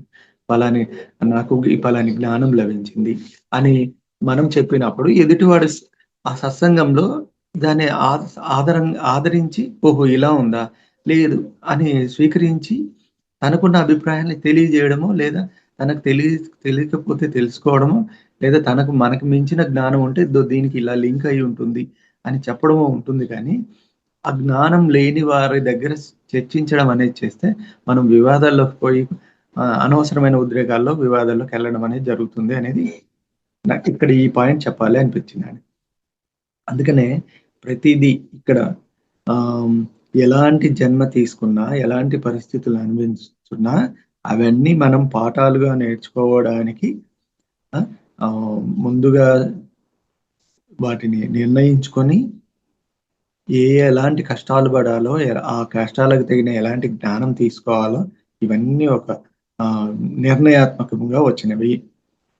అలాంటివి ఉంటే గాని అక్కడ ఎక్కువ గుణపాఠాన్ని నేర్చుకోలేము అన్నప్పుడు, దానికి తగిన కష్టాన్ని, లోతైన కష్టాన్ని తీసుకొని రావడం అనేది జరుగుతూ ఉంటుంది. అయితే ఇక్కడ మన దురదృష్టవశాత్తు అంటున్నాడు. ఐహికంగా తక్కువ స్థాయిలో ఉన్న వ్యక్తి ఆధ్యాత్మికంగా భేదవాడు కాకపోవచ్చు. అన్న సత్యాన్ని మనం ఇక్కడ స్పష్టంగా గుర్తుంచుకోవాల్సి ఉంటుంది.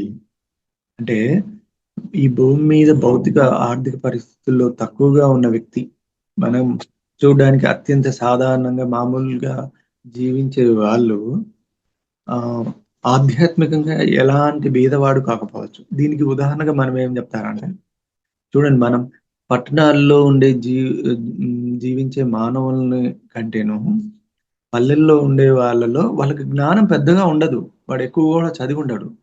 కానీ వాడి లోపల అంతర్గతంగా ఆ బుద్ధిలో లేదా ఆ ఆత్మ యొక్క వికాసంలో ఆధ్యాత్మికంగా ఉన్నతిలో ఉంటాడు. వాడు చక్కగా అన్ని పరిస్థితుల్ని అవగాహన చేసుకోగలిగి తనకున్న జ్ఞానంలోనే హ్యాపీగా, ఆనందంగా జీవించడం. మనం ఒకసారి మనం ఏదైనా మన ధ్యాన బోధ చేయడానికి వెళ్ళినప్పుడు మనకి ఇలాంటి వాళ్ళు తారసపడుతూ ఉంటారు. తటస్థిస్తూ ఉంటారు. వాళ్ళేమంటే, "అవును సార్. మాకు పెద్దగా తెలీదు గానండి. మా జీవితంలో ఇలా ఇలా ఎదుట పడిన సంఘటనలు మేము చాలా ఎదుర్కొని నేర్చుకుని" అంటే మనకన్నా జ్ఞానవంతంగా ఉంటారు అనే విషయం చెప్పడానికి ఇక్కడ ఈ మాటను చెప్తున్నారు. చూడ్డానికి తక్కువ స్థాయిలో ఉన్న వ్యక్తి ఆధ్యాత్మికంగా భేదవాడుగా ఉండడు. వాడికి అది ఆధ్యాత్మికంగా ఉన్నాడు, లేదా బుద్ధితో జీవిస్తున్నాడు, జ్ఞానంతో ఉన్నాడు అనే విషయం, మానసికంగా అత్యంతగా ఎదుగుదలలో ఉన్నాడు అనే విషయం గూడా తెలియని వాడు కూడా చక్కగా ఆనందంగా జీవిస్తూ ఉంటారు. ఇలాంటి వాళ్ళు మనకు ఎక్కువగా నేనైతే పల్లెల్లో క్లాసులు చెప్పడానికి వెళ్ళినప్పుడు ఎక్కువ మంది తారసపడేవాళ్ళు. వాళ్ళని చూస్తే, వాళ్ళు మాట్లాడే మాటలు చూస్తే, వారి జీవన విధానం చూస్తే, ఒక చిన్న పేద కుటుంబంలో గుడిసెలలో జీవించే ఆ పశువులతో ఆ వ్యవసాయందారులుగా చేస్తూ ఉన్న, ఓహో! ఇతనిలో గూడా ఇంత జ్ఞానం ఉందా అనిపించేది. కానీ ఎంతో చదువుకొని మనం ఎంతో న సంస్కృతంలో సంస్కృతిలో, ఈ నాగరికతలో హైయెస్ట్‌గా ఉన్నామనే వాళ్ళము, ఈ మెదడులో అనేక రకాల చెత్తలతోటి ఉన్న మనకి, అమ్మో! ఈళ్ళ దగ్గర ఇంత గూడా జ్ఞానం నేర్చుకోవాల్సిందుందా అనే సిట్యుయేషన్స్ నేను చాలా వాటిని ఎదుర్కొన్నాను. అలా ఉంటారు. ఆధ్యాత్మికంగా బీదవాడు కాకపోవచ్చు అనే మాటలు చెప్తున్నారు. ఇలా ఈ భూమి మీద ఒక వ్యక్తి గొప్పతనాన్ని అతని తల్లిదండ్రుల గొప్పతనం మీద, లేదా వాళ్ళ ఆస్తిపాస్తుల మీద ఆధారపడి ఊహించడం ఎంత దురదృష్టకరమో, ఈ నిర్ణయం సరికాదు. ఓ విద్యార్థి తెలివిని అతడి తండ్రి బ్యాంక్ బ్యాలెన్స్‌తో ముడిపెట్టి నిర్ణయించడం ఎంతవరకు సబబో ఆలోచించండి. చూడండి, మనము ఎవరినైనా కళ్ళతో చూసి వాడేసుకున్న బట్టల్ని, వాడు దానికి ఖర్చు పెట్టిన డబ్బుని, ఎనకలున్న ఆస్తిపాస్తుల్ని చూసి దాని మీద ఆధారపడి నిర్ణయించడం అనేది చేస్తూ ఉంటాం. ఇది దాన్ని ఎలా పోలుస్తున్నాడంటే, విద్యార్థి తెలివిని వాళ్ళ నాన్న యొక్క బ్యాంక్ బ్యాలెన్స్‌తో ముడిపెట్టినట్టుగా నిర్ణయించడం అనేది అది సబబైన ఆలోచన కాదు. దానితో పోల్చి చెప్తున్నారండి. ఈ భూమి మీద నుంచి ఏ మనిషి ఒక్క పైసా డబ్బును కూడా తాను చనిపోతూ పట్టుకెళ్ళలేడు అనే మాటని మళ్ళీ మనం గుర్తు చేసుకుందాం. ఇది ఈ భూమి మీద నుంచి ఏ మనిషి ఒక్క పైసా డబ్బును కూడా తాను చనిపోతూ పట్టుకెళ్ళలేడు. ఈ మాట గుర్తుంచుకోండి. ఈ గుర్తుంచుకునే విషయాలు మనకు చక్కగా చెప్తున్నారు. ఏం గుర్తుంచుకోవాలంటే బీద కుటుంబంలో జన్మించి ఉన్నప్పటికీ వారు ఆధ్యాత్మిక విషయంలో తక్కువేమీ కాదు అనే మాటని గుర్తుంచుకోవటం. అలాగే ఇది గూడా. ఏ ఒక్క పైసా అంటే మనకు 'డయోజనీస్ అలెగ్జాండర్' కథలో మనకు చక్కగా చెప్తారు. అలెగ్జాండర్ ఇక తన దేహాన్ని డయోజనీస్ దగ్గరికి చేరిన తర్వాత అక్కడ ఆహ్, "నువ్వు నువ్వు అసలు నీ రాజ్యాన్నే చేరలేవు" అనే మాటని ఆయన అనటం. ఆ డయోజనీస్ దగ్గర ఈయన ఆహ్, జ్ఞానోదయం ఆయన చెప్పిన మాటల్లో ఈయన జ్ఞానోదయం పొందడం. ఈ కథని మీరు ముందే వినుంటారండి. అందుకే దాన్ని ఎక్కువ చెప్పటంలా. ఆయన మరణిస్తూ నేను ఆ శవపేటికలో 2 చేతులు బయట పెట్టుకొని నేనేమి తీసుకెళ్ళటం లేదు. గ్రేట్ అలెగ్జాండర్ గొప్ప చక్రవర్తిని ఎన్నో సాధించాననే మాటకి ఈ ఈ విషయం చెప్పుకోవచ్చు మనం. చావు అనే సరిహద్దు తర్వాత మనతో పాటు రాగలిగే వస్తువులు కేవలం మనం సంపాదించుకున్న జ్ఞానం మాత్రమే. 5 మినిట్స్ నెక్స్ట్ టైమ్ 5 మినిట్స్ ఉందండి. మనం ఇందులో సింపుల్‌గా ఇంకా 2 పేజెస్‌లో క్లియర్‌గా ఈ ఈ చావు తర్వాత మన వెంట ఏవి రావు అనే దాన్ని అక్కడ అలెగ్జాండర్ చక్రవర్తి చెప్పినట్టు. ఇక్కడ ఇందులో గూడా 'లోబ్సామ్ రాంపా మాస్టర్' అయితే 'లోబ్సామ్ రాంపా మాస్టర్‌లో' మీరు ఆ థర్డ్ ఐ బుక్ అని తన యొక్క బుక్ చదివేటప్పుడు తన చిన్నప్పుడు పడిన కష్టాలు ఎంత ఇదిగా ఉంటాయంటే, ఆయన లెసన్స్ నేర్చుకోవడానికి స్కూల్‌కి వెళ్ళినప్పుడు ఆ స్కూల్ దగ్గర దాదాపు బయట కూర్చోమని చెప్తారు. బయట కూర్చొని ఓ ఒక్కరోజు మినిమమ్ గుర్తులేదండి. చాలా రోజుల కిందట చదివాను. నియర్లీ 24 అవర్స్ కదలకుండా కళ్ళు మూసుకొని కూర్చోవడం. ఎర అలా 24 అవర్స్ 3 డేస్ అలాగే కూర్చుండిపోతారు. అంత పట్టుదల. అక్కడ అలా చిన్న పిల్లోడు మళ్ళీ ఎక్కువ వయసు ఉన్నవాడు గూడా కాదు. బిలో 12 ఇయర్స్ ఏజ్ పిల్లవాళ్ళ ఉన్నప్పుడే ఆహ్, అయితే అత్యంత ధనిక కుటుంబంలో జన్మించిన వాడు లోబ్సామ్ రాంపా మాస్టర్. వాళ్ళ పాఠశాలకు పంపించే ముందు ఆ పాఠశాల గేట్ బయటనే, ఆ రోడ్ మీదనే ఇంకా అక్కడ చుట్టూ చీకటి పడితే లైట్లు పోతే ఆ చీకట్లో ఆ కుక్కలు అరుస్తూ ఉన్న దాంట్లో ఆ పిల్లవాడు ఇంక అలాగే కదలకుండా అలా ధ్యాన స్థితిలో కూర్చొని అబ్బురపరిచి అంటే అన్ని పరిస్థితులు ఎదుర్కొన్న తర్వాతనే ఆ అబ్బాయికి ఆ స్కూల్లోకి ప్రవేశించడం లాంటిది ఉంటుందనమాట. అంటే అంత సంసిద్ధుడిగా, అంత యుద్ధం చేయగలిగిన వాడిగా ఉన్నప్పుడే అప్పుడున్న టిబెట్ పాఠశాలలు తీసుకునేవారనే మాటల్ని మనం ఇక్కడ గుర్తు చేసుకోవాలి. అలా అంటే మనం ఏమి ఏం దేహాన్ని వదిలిపెట్టిన తర్వాత మానవుడు ఏం ఎలా తీసుకెళ్ళగలుగుతాడంటే అలాంటి సందర్భంలో పొందిన అనుభవ జ్ఞానాలని, ఆ జ్ఞానాన్ని మాత్రమే మనం ఈ దేహాన్ని వదిలిపెట్టిన తర్వాత మనం తీసుకెళ్ళగలము గానీ, అంటే మన బుద్ధిలో నిక్షిప్తం ఈ ఈ దేహాన్ని దాటిపెట్టి అలా తీసుకెళ్ళగలం. మన అనుభవాలు మాత్రమే మనల్ని అనుసరిస్తాయి. ఈ భూమి మీద కోట్లు కూడబెట్టుకున్న వారు తమకి స్వర్గంలో ఓ ముందు వరుసలో కుర్చీ వేయబడి కాచుకొని అని ఊహించుకుంటే తర్వాత జరిగే పర్యవసానాలకి ఎంతో దుఃఖాన్ని అనుభవించాల్సి ఉంటుంది. ఫిజికల్ లైఫ్‌లో ఇవన్నీ జరుగుతూ ఉంటాయి. కాస్త ఆహ్, ధనం, సంఘంలో పదవి, మానవజాతి వర్ణపు కులపు గొప్పదనం కానీ, మన శరీరపు రంగు గాని అసలు లెక్కలోకి రావు. ఆధ్యాత్మికంగా సంపాదించుకున్న విద్య ఒక్కటే పైలోకాల్లో గుర్తించబడుతుంది. ఈ ఫిజికల్‌గా నీకు ఎంత ఉన్నా ఎన్నిట్లో గొప్ప జ్ఞానపరంగా కాకుండా మిగతా అన్నిట్లో గొప్పవనేటియి ఇక్కడ భూమి మీద మాత్రమే.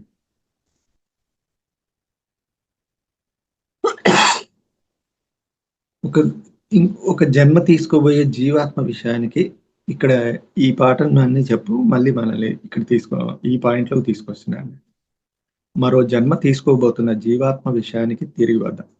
తగిన తల్లిదండ్రుల నిర్ణయం జరిగిన తర్వాత, తగిన సమయంలో జీవాత్మ ఇంకా నిర్మాణ దశలో ఇంకా ప్రాణం పోసుకొని ఓ పసికందులోకి ప్రవేశించడం జరుగుతుంది. అలా ప్రవేశింపగానే గత జన్మల స్మృతులన్నీ క్షణంలో తుడిచిపెట్టుకుపోతాయి. క్రితం జన్మలో విషయాలు గుర్తుకు వస్తే అంటే ఈ మనం తల్లిదండ్రులు మాతృగర్భంలోకి వచ్చినప్పుడు టోటల్‌గా జన్మ తీసుకునే ముందు ఎప్పుడైతే భూమి మీదకి అలా ఈ పంచభౌతిక వాతావరణంలోకి ఇలా వచ్చేస్తామో మాతృగర్భం నుంచి వెంటనే ఆ ఆలోచనలన్నీ పూర్తిగా గతానికి సంబంధించినవన్నీ మర్చిపోవటం ఆ! అనేది జరుగుతుంది. గత జన్మలో ఒక గొప్ప రాజైనా అయ్యుండొచ్చు. ఏదైనా గాని అన్నింటిని మర్చిపోవటం. ఒకవేళ అలాంటి ఈయన గుర్తుంటే ఈ ఈ ఇప్పుడు ప్రస్తుత జీవితం అంతా అస్తవ్యస్తంగా గందరగోళంగా ఉంటుంది అని చెప్తారు. మనకి ప్రకృతి ఇచ్చిన గొప్ప వరం ఏంటంటే మరుపు. ఆ మరుపులో ఈ పాత జన్మకు సంబంధించిన ఆ జ్ఞాపకాలన్నీ సమసిపోతూ అవసర ఆహ్, అక్కడ బుద్ధిలో నిక్షిప్తంగా పెట్టుకున్న జ్ఞానం మాత్రమే మనల్ని బుద్ కర్మ కా బుద్ధానుసారిని కర్మ అంటారు చూడు. అలా ముందుకు నడిపిస్తూ ఉంటాయి. ప్ర ఈ అలా వచ్చిన ఈ జన్మలో, ఈ జన్మ అంతా కంప్లీట్ చేసుకున్న తర్వాత, మళ్ళీ దేహాన్ని వదిలిపెట్టినప్పుడు మాత్రమే, ఆ గత జన్మలన్నీ గుర్తు చేసుకోవడం అక్కడ జరుగుతుంది. కానీ ధ్యానంలో ఆ పైలోకాలకు సంబంధించిన జ్ఞానాన్ని ధ్యానంలో ఇక్కడ కూర్చొనే మనం అన్నింటిని ఇటు గతానికి సంబంధించిన జ్ఞానాల్ని, ఇట్లా భవిష్యత్తుకు సంబంధించిన జ్ఞానాల్ని అంటే ధ్యానం మనకి ఏమిస్తుంది అంటే, ఇక్కడ కూర్చొని ఆ ధ్యాన సాధనలో గతం యొక్క గతానికి సంబంధించిన కార్యకారణ కర్మ సిద్ధాంతపు ఆ జ్ఞానాన్ని ఆ! వీటిని అలాగే సంబంధించిన అంటే ఆ జ్ఞానాన్ని నెమరు వేసుకోవడానికి ఆఫ్టర్ డెత్ తర్వాత దేహాన్ని వదిలిపెట్టిన తర్వాత ఎలా ఉంటుంది అనే ఆ పైలోకపు జ్ఞానాన్ని 2 పొందడానికి కోసం జ్ఞానం అత్యంత ఉపయోగపడుతుందనే మాటని ఇక్కడ వివరించొచ్చు. జీవుడు. అయితే ఇక్కడ ఒక చిన్న పాయింట్ చెప్తారండి. తల్లిదండ్రుల విషయంలో గాని కొందరు దీన్ని సింపుల్‌గా చెప్పేసి క్లోజ్ చేస్తాను. సమయం మోస్ట్ ఇంపార్టెంట్. చాలా మంది తల్లిదండ్రులు తమ పిల్లల పట్ల మూర్ఖంగా వ్యవహరిస్తూ ఉంటారు. అలాగే ఉపాధ్యాయులు కూడా స్కూల్స్‌లలో అక్కడక్కడ ఆ పిల్లల పట్ల మూర్ఖంగా వ్యవహరించడం అనేది జరుగుతూ ఉంటుంది. ఎ వాళ్ళని ఒక కర్మజీవులుగానో, లేదా ఒక పని పిల్లలుగానో చూడడం ఇవన్నీ పేపర్‌లలో గూడా చూస్తా ఉంటాం. రాచి రంపాన పెట్టడము అని తల్లిదండ్రులు వ్యవహరించారు. అలాంటి వాళ్ళ దగ్గర నువ్వు అలాంటి పిల్లల దగ్గర గాని తల్లిదండ్రులని గౌరవించండి, లేదా ఉపాధ్యాయుల్ని గౌరవించండి అనే మాటలు చెప్తే వాళ్ళకి ఎంతో మానసికంగా అవమానకరంగా ఉంటుందంట. అలా ఇంత నీచంగా వ్యవహరిస్తున్నారు. వీళ్ళని గూడా మనం గౌరవించాలా అన్నంతగా ఉంటుందంట.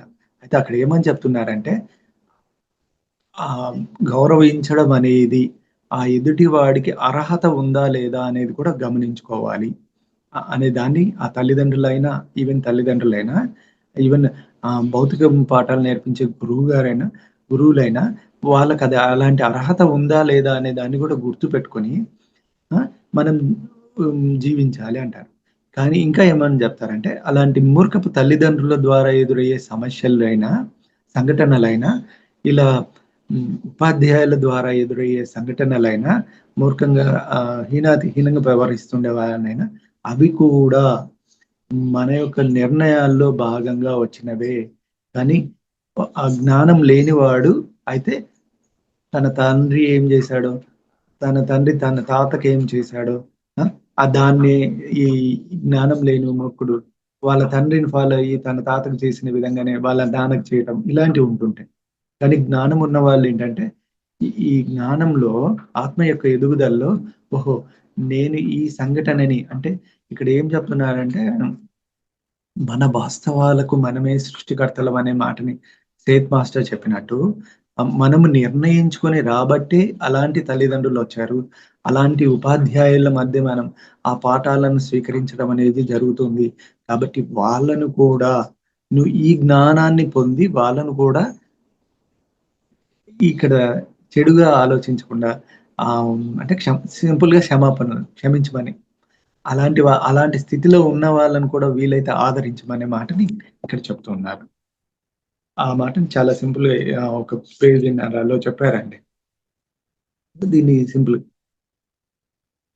అయితే ఈ దేహాన్ని వదిలిపెట్టిన తర్వాత ఇక్కడ మనకి అనుకూలంగా లేని ఎవరైనా భార్య అయినా, తల్లిదండ్రులైనా, బంధువులైనా దేహాన్ని వదిలిపెట్టిన తర్వాత ఆ పైలోకాల్లో ఎక్కడ కలవరమంట.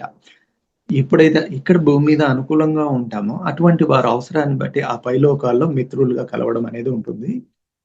ఆహ్, ఆ గౌరవం పొందడానికి ఆ తల్లిదండ్రులకు నిజమైన అర్హత ఉంటేనే పిల్లలు వాళ్ళని గౌరవించాలి. పిల్లల్ని గౌరవించమని తల్లిదండ్రులను గౌరవించండి అనే సూక్తి చెప్పడమే కాదు, అలాంటి అర్హత ఉంటేనే పిల్లలు వాళ్ళని గౌరవించాలనే మాటను కూడా ఇక్కడ చెప్పి ఉన్నాడు. అట్లాగే తల్లిదండ్రుల దగ్గర సంతోషాన్ని అనుభవించలేని వాళ్ళు దేహాంతర ప్రాప్తి తర్వాత తమ తల్లిదండ్రుల్ని మళ్ళీ ఎప్పటికీ చూడలేరు. తల్లిదండ్రులే కాదు, అలాంటి వాళ్ళున్న దగ్గర అలాంటి వాళ్ళని పైలోకాల్లో ఎప్పటికి చూడలేము అని చెప్తూ, మీరు మీ తల్లిదండ్రులతో సఖ్యంగా ఉండలేకపోతే, వాళ్ళతో సంతోషాన్ని పంచుకోలేకపోతే, ఒకరితో మరొకరు ఇమడలేకపోతే, తర్వాత ఏ లోకంలోనూ మీరు పరస్పరం లేరు అని చెప్తూ మానవుడు ఇంకా లాస్ట్ మానవుడు దేవుడి రూపంతోనే ఇక్కడ నిర్మింపబడ్డాడు అని, అందువల్ల సృష్టిలో మానవుడి ఉనికి ఉత్కృష్టమైనది అని, నిజానికి సృష్టిలో మానవుడి కన్నా గొప్ప జీవులు అని మనకు ఎక్కువ చెప్తూ ఉంటాయి. అయితే మనం మాత్రమే గొప్పవారమా అంటే, మనతో పాటు మనకన్నా గొప్ప జీవులు ఇక్కడ ఈ సృష్టిలో మానవుని కన్నా గొప్ప జీవులు కొన్ని ఉన్నాయి.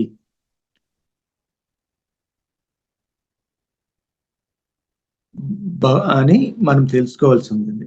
అయితే భగవంతుడు అంటే ఎవరు అంటే, మనకు ఈ పుస్తకాల్లో చెప్పబడిన మూర్తీభవించిన కరుణామయ వృద్ధుడు కాదు భగవంతుడు. భగవంతుడు ఓ సత్య వస్తువు. నిజ జీవితంలో మనకు మార్గదర్శకుడుగా ఉంటాడు తప్ప, మనం పుస్తకాల్లో చదువుకున్న పద్ధతిలోనే భగవంతుడు ఉండాల్సిన అవసరం లేదు. మనకి ఈ భగవంతుల గురించి చాలా ఉన్నాయండి. చాలా రకాలుగా చెప్పారు. వాళ్ళు పుస్తకాల్లో చెప్పినట్టుగా ఉండరు. అదొక సత్య వస్తువు అని చెప్తూ, చివరగా ఈ ఇంకొక అన్వయింది. ఈ పాఠ్యాంశంలో చర్చించబడిన విధంగా మీ తల్లిదండ్రులతో, మీ సహచరితో, మీ బంధువులతో మీకున్న సంబంధాన్ని గురించి ఆలోచించండి. మీరు అందరితో సఖ్యంగా ఉంటున్నారా? నిజమేనా? లేకపో లేక విడిపోయి ఉంటున్నారా? వీళ్ళలో ఎవరితోనైనా జీవితాంతం వరకు కలిసి జీవించగలగడం మీకు సాధ్యమేనా? మీ బాల్యంలో మీరు ఓ బడిలో చదువుకుంటూ ఉంటున్నప్పుడు మీతో పాటు కొందరు ఉపాధ్యాయులు కొందరు ఉండేవారు కదా! ఈ ఉపాధ్యాయులను ఎంతో గౌరవించవలసి వచ్చేది. ఆ ఉపాధ్యాయులు ఎప్పటికీ మీతో పాటు ఉండలేరు కదా! ఆ! ఈ మీ అభివృద్ధిని గమనించడానికి తాత్కాలికంగా నియమింపబడ్డ వాళ్ళు. చూడండి, మనము ఆ ఉపాధ్యాయుల దగ్గర గాని, ఆ తల్లిదండ్రులు గాని, అలాంటి వారి దగ్గర మనం అనేక రకాల కష్టాలు రాచి రంపాన పెట్టారు అనే విషయాలు ఏవైనా వినుంటే, అవన్నీ మన మీ అభివృద్ధిని గమనించడానికి తాత్కాలికంగా నిర్ణయింపబడ్డ వాళ్ళు. ఆ ఉపాధ్యాయులు గాని, ఆ వాళ్ళని. అలాగే పరలోకంలో మీరు వారి అనుమతి పొందిన తర్వాతే మీరు తల్లిదండ్రులుగా ఉండటానికి సమ్మతించారు. అక్కడ అనుమతి తీసుకొని వచ్చిన తర్వాతనే అలాంటి వారిక్కడ తల్లిదండ్రులుగా వచ్చారు అని మాటని చెప్తూ, అలాంటి పాఠాలు నేర్పించడానికి గురువులుగా వచ్చారు అని చెప్తూ ఉన్నారు.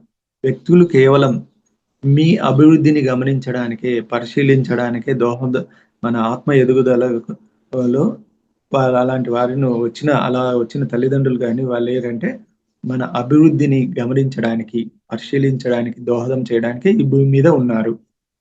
నీతి శాస్త్రం బోధిస్తూ లాస్ట్ 2 లైన్స్. నీతి శాస్త్రం బోధిస్తూ ఉంది. కాబట్టి అలా మన అభివృద్ధిని గమనించడానికి వచ్చారని నీతి శాస్త్రం బోధిస్తుంది కాబట్టి, తల్లిదండ్రులను గౌరవించాలి, ప్రేమించాలి అనే పద్ధతిలో కాకుండా, నిజంగా వాళ్ళను ప్రేమిస్తూ ఉన్నట్లయితే, అలాంటి వ్యక్తులకు ప్రేమ పాత్రులైన ఆ తల్లిదండ్రులు వాళ్ళకు పరలోకంలో కూడా తప్పకుండా కనిపించి తీరుతారు. వాళ్ళ మన తల్లిదండ్రుల ద్వారా అంటే ఇన్ని గందరగోళాలు ఈళ్ళకి మొదటే చెప్పుకున్నామండి. అలా వాళ్ళతో సఖ్యంగా లేకపోయినప్పటికీ, వాళ్ళు ఇందుకోసం వచ్చారు అనే జ్ఞానం ఉన్నప్పుడు వాళ్ళు పైలోకాల్లో కలవడం అనేది ఉంటుంది. ఈ భూమి మీద మనం కల్పించుకున్న పరిస్థితులే మనకు ఈ పరలోకాల్లో గూడా, ఆ లోకాల్లో గూడా సాక్షాత్కరిస్తాయి. ఇది కంప్లీట్ అండి. టైం గూడా అయిపోయింది. ఓకే. ఒక 10 మినిట్స్ ఎక్స్‌ట్రా తీసుకోవడం. అంటే ఆహ్, క్లుప్తంగా ఈ భూమి మీద మనం ఎదుర్కొంటున్న లేదా శారీరకంగా జీవనం కోసం ఈ జీవుడు జీవించడానికి వేసుకున్న ఈ తొడుగును, ఆ తొడుగు ఉన్న ఆ అంటే మన కలర్ దగ్గర నుంచి, హైట్ దగ్గర నుంచి, వెయిట్ టోటల్ అన్నీ ఉంటాయండి. అలాగే మన ఆర్థిక పరిస్థితులు, ఆ దేహంలో ఉన్న అనారోగ్యాల గురించి, అనారోగ్యాలకు సంబంధించి కానీ, మానసికంగా ఉన్న ఆ ఎదుగుదలకు కావాల్సిన అన్నింటినీ మనం అలా పరిస్థితులన్నింటినీ, బంధుమిత్రుల్ని, భౌగోళిక పరిస్థితులన్నీ కూడా మనం పైలోకాలను ముందుగా డిసైడ్ చేసుకొని, అలాంటి వాళ్ళని మన చుట్టూ నిర్ణయించుకొని మనం వచ్చి శారీరక ఆరోగ్యాన్ని ఉన్నతి పరచుకోవడంలోను, మానసికంగా ఉన్నతి పరచుకోవడంలోను, అభివృద్ధిని సాధించుకోవడం కోసమే మనం ఇక్కడికి వస్తున్నాం. అందుకని ధ్యానం ఉన్నవాడికి ఈ విషయాలన్నీ చక్కగా అర్థమవుతాయి. ఈ లోకంలోనే ఉంటూ ఇట్లా గతాన్ని ఆ పైలోకాలకు సంబంధించిన జ్ఞానాన్ని పొందే చక్కటి ఒకటి ఒకటి ఆయుధము, ఒక మనకి టెక్నిక్ ఏంటంటే ధ్యానం. అయితే ఈ భూమి మీద జరుగుతున్న ప్రతిదీ ఏ సంఘటనైనా మన మన నిర్ణయమే, మన ఎంపికనే. ఆ జ్ఞానం తెలుసుకొని అందరితో సహృదయ భావంతో దాన్ని మనకేమని చెప్పారంటే మిత్రత్వంతో, పత్రిజీ గారు అందించింది మనకి మిత్రత్వం గురించి అందించారు. అలా మనం ఉండటం ఉన్నప్పుడు ఆ మిత్రత్వంలో ఎన్నో పాఠాలను ఈజీగా నేర్చుకుంటాం. కొత్త పాఠాలను కూడా నేర్చుకోగలుగుతాం. జ్ఞానాన్ని అధికంగా పొందిన వాళ్ళం అవుతాం. ఇదండి. Okay, thank you masters. ఈ ఈ రోజుకి ఇంత మటుకు అందించగలిగాను ఇక ఉన్న సమయంలో. Madam sir. Thank you sir, thank you so much. చాలా చక్కగా, ఎంత అంటే ఇంతకు ముందు కూడా మరణించక ముందే మరణించాలి, మరణం లేని అంటే లేదు మరణం, ఇవన్నీ చెప్పుకున్నాం సార్. కాకపోతే అవన్నీ విన్నాము, ఇందులో కూడా చాలా బాగుంది సార్. జ్ఞానం బాగా చెప్పారు, చాలా బాగా వచ్చింది సార్. కొన్ని ఉదాహరణలతో చెప్పొచ్చు మేడం, సమయం కూడా అట్లాంటిదే. మేడం మేడం వచ్చారు sir. Sorry. Okay sir, thank you. ఏమైనా చిన్నగా 1 or 2 క్వశ్చన్స్ అట్లా ఏమైనా ఉంటే ఎవరైనా అడిగితే. జానకి మామిడి మేడం. జానకి మేడం ఒకసారి అన్మ్యూట్ చేసుకోండి అమ్మా. మేడం చెప్పండి. అలాగే సార్ వాళ్ళు కూడా ఉన్నారు ఇంతకుముందు, శ్రీన్ సారు. నమస్తే సార్. మాట్లాడండి. నమస్తే మేడం. సార్ చాలా బాగా చెప్పారు. ఇది ఇప్పుడు మనం చనిపోతాము, మనకి రాసి పెట్టిందే జరుగుతుంది అని అన్నప్పుడు మనం ధ్యానం చేస్తే మన మనసుకి ప్రశాంతంగా ఉంటుందని మనం ఫీల్ అవుతున్నాం. అంతే కదా సార్? ఎలాగైనా మనకి రాసి పెట్టింది జరుగుతుంది అని అంటున్నారు కదా సార్. మేడం దీనికి ఒకసారి పత్రిజీ గారిని ఎవరో అడిగారు, పైలోకాల్లో 60% నిర్ణయం అయితే ఈ లోకంలో 40% నిర్ణయం ఉంటుందంట. ఇప్పుడు వచ్చినాక 40%, పైలోకాల్లో ముందుగా నిర్ణయించుకొని వచ్చినది 60%. పత్రిజీ గారు చెప్పారు మేడం. నేను వేరే ఒక మాస్టర్ కోచింగ్ చేసినప్పుడు నేను అక్కడే ఉండినాను, హైదరాబాద్. అంటే 60% మాత్రమే మనం ఈ భూమి మీద జరగబోతుందని నిర్ణయించుకొని వస్తాము. మిగతా 40% ఇక్కడ మార్పు చేసుకోగలిగితే ముందుకెళ్తూ ఉంటాం. ఇది మేడం చాలా సూక్ష్మంగా ఇంతే మాటల్లో చెప్పారు ఆయన, పత్రిజీ గారు ఎక్కువ చెప్పలేదు. సేమ్ అందే. అయితే అందుకనే మనకు ఫ్రీ వీల్ ఉంది. నేను ఈ మధ్య రీసెంట్ ఒక బాలయ్య గారిని దుద్దుకూరులో కలిశాను నిన్న సండే. ఆయన ఏంటంటే ఈ దేహంతో అధిరోహించాలి. ఆల్రెడీ తనకి యముడు వచ్చాడంట. వచ్చేసి అయిపోయింది నీ పని అని చెప్పేస్తే ఆయన అన్నాడు, లేదు, నేను ఈ దేహాన్ని, నాకు ఇంత జ్ఞానాన్ని ఇచ్చిన ఈ దేహాన్ని తీసుకొని నేను అధిరోహించాలి.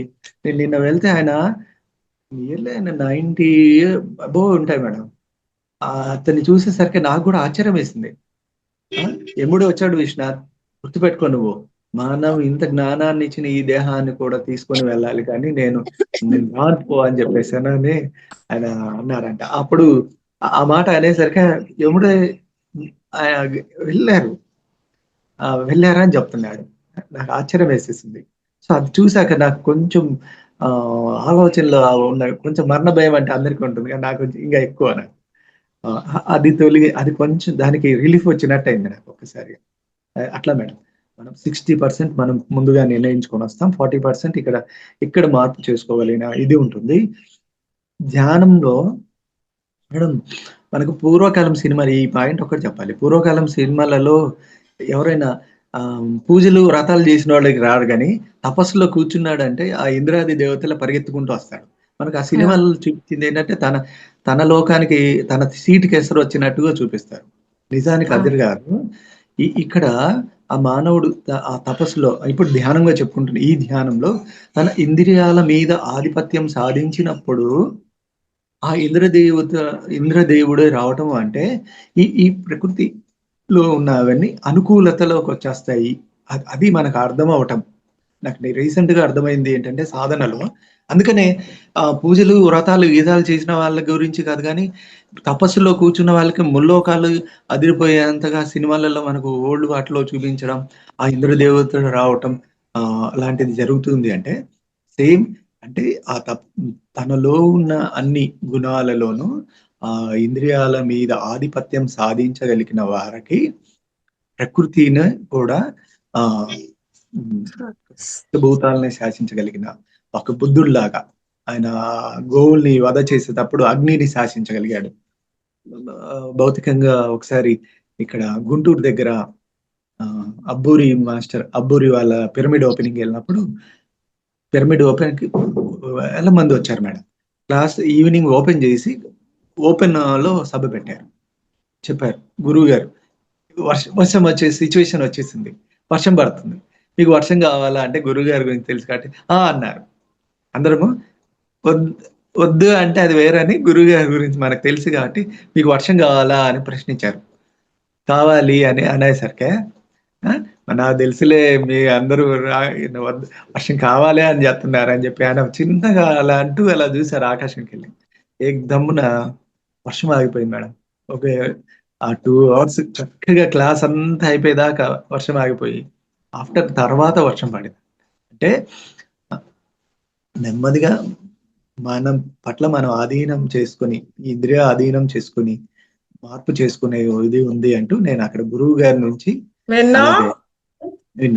విని ఉన్నాము, చూస్తున్నాము. నేను ఆ బాలయ్య గారిది నేను కొంచెం చూస్తున్నాను.